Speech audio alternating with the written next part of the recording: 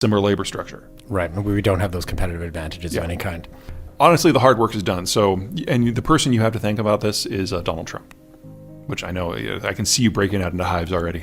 One of the many clauses about NAFTA 2. I mean, let me start. I am not a fan of Trump in any way, shape, or form, but I thought NAFTA 2, the way it was done, how it was done, when it was done, was beautifully done. I realized that It's there are a lot of largely people viewed very positively in the business community of Canada, too. I mean, you guys lost a lot of your perks from NAFTA 1, and let's be honest, it was time. But part of it is that the rules of origin laws, especially when it comes to things like automotive, are pretty strict. And that's really, really bad for any automaker in the world who is not in NAFTA. You are. Now, I think the best way that Canada can leverage this is in processing, and this is specifically Alberta. You've got the land, you've got the green space, and especially in Alberta, you've got the cheap electricity and the cheap energy. And that is the big hole that we have in the midterm. Now, the Gulf Coast is going to do everything it can to dominate this, but there's plenty of room for materials processing in Alberta, and I think you really need to take advantage of that. Beyond that, if you want to go into manufacturing, I'm not sure automotive is the greatest place for you to compete overall because you don't have proximate centers to synergize with. But the more advanced components, the ones that are very high value added, the ones where transport is a minuscule, if not a rounding error to zero, part of the value, basically if the part can be flown to its assembly location in an economically viable manner, that's where you can play. I'm not sure you can do that in automotives or EVs, but I bet you can do that in aerospace and electronics. There was a joke that went around American political circles in the 90s that with the end of the Cold War, New Zealand joined the non-aligned movement and Canada just became an NGO. I haven't heard that one, but I understand it. Even if Canada could function as a normal, unified, federal or unitary system, and it can't, even if it could, the shape of Canada, the size of Canada, the fact that it has an Atlantic and a Pacific frontage that are so separated economically, strategically, and culturally, you couldn't play. Because if you can't provide the base security, none of the rest of it works.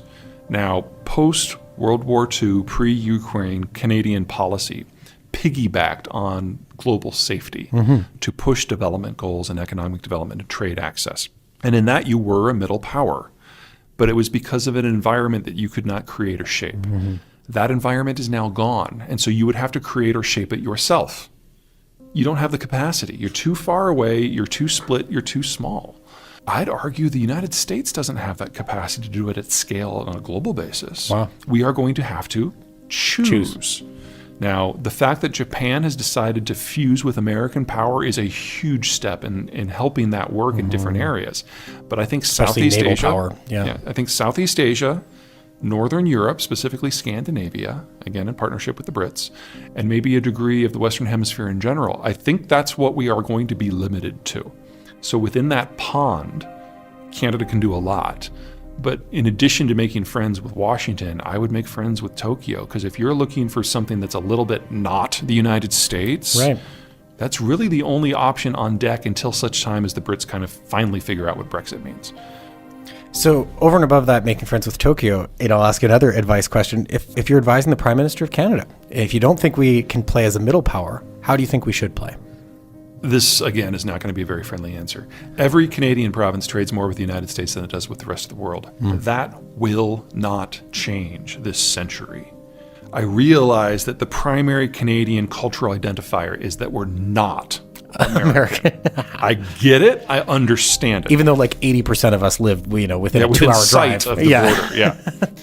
I would say that the best way, if the goal is to maintain a little bit of light between the United States and Canada, and I understand why that is, the only place you can play is finance. Your energy goes south, your food processing largely goes through American ports. There's really not another player here, and your trade is dependent on American security. But there's a lot of money that's really scared from the rest of the world that is looking for a place to call home. And until recently, all of it that comes to Canada has been going into housing, and you need to redirect that somewhere else. Right. So huge housing affordability issues in Canada at the moment. Yeah. Now, particularly in our gateway cities. Yeah. The foreigners who are doing this, they're scared they're going to lose everything, and it's a reasonable fear. And they would prefer a hard asset, a rate of return, and an implicit government guarantee, and housing checks 2 of the 3 boxes. So your goal is to create a financial product that checks 3 boxes, called a community development bond. We're moving into an environment where capital is going to be harder to get. And if you can find a way to funnel stupid, scared capital into more productive uses, that will make Canada awash with foreign money that doesn't really care what its rate of return is. Because if they get half of it back after 10 years, that means they got half their money out. They call that a win. Better than zero. Exactly. Yeah. So if you can get the foreigners to pay for your own system, that's the way forward here. And that is the big outsized win for Canada to become, I don't want to call them money launderers to the stars or anything like that. No, I don't think that should be the tagline. Yeah, exactly. Right. But you could put it to more productive use than it can if it just goes into housing. Well, that brings me to the last thing I have time to ask you today, which is about inflation.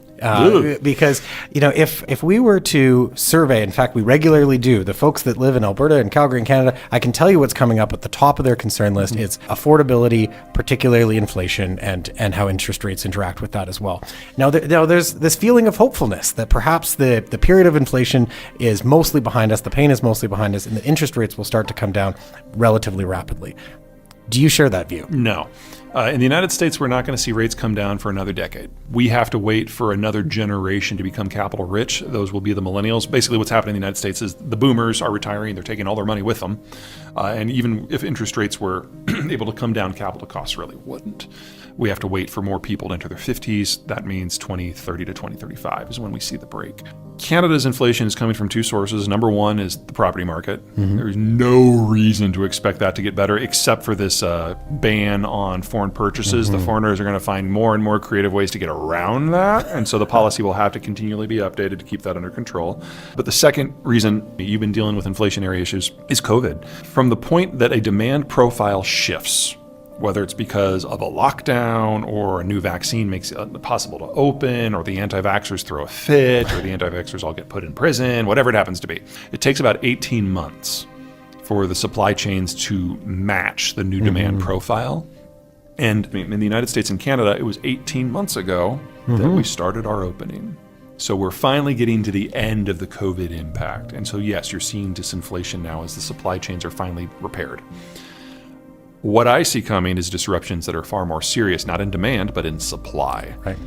Materials out of Russia, energy out of Russia, finished goods out of China. All of this is going to hit us over the next few years. And typically supply-driven inflation is way harder to Much address. harder to fix because you have to build fundamentally new industrial plant in different locations or rebuild them from the ground up.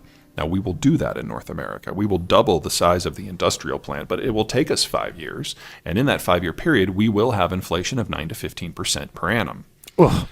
But it's not because we don't have stuff. It's because we're building the ability to have stuff. And it will be rampant economic growth to be paired with that inflation. So it'll hurt, but at the end of it, we will have a supply chain system that is simpler, cleaner, more energy efficient, that employs people on the continent to sell people to the continent, that is immune to things that happen beyond the continent. This is a good story. But it's not a straight line, and it is bumpy.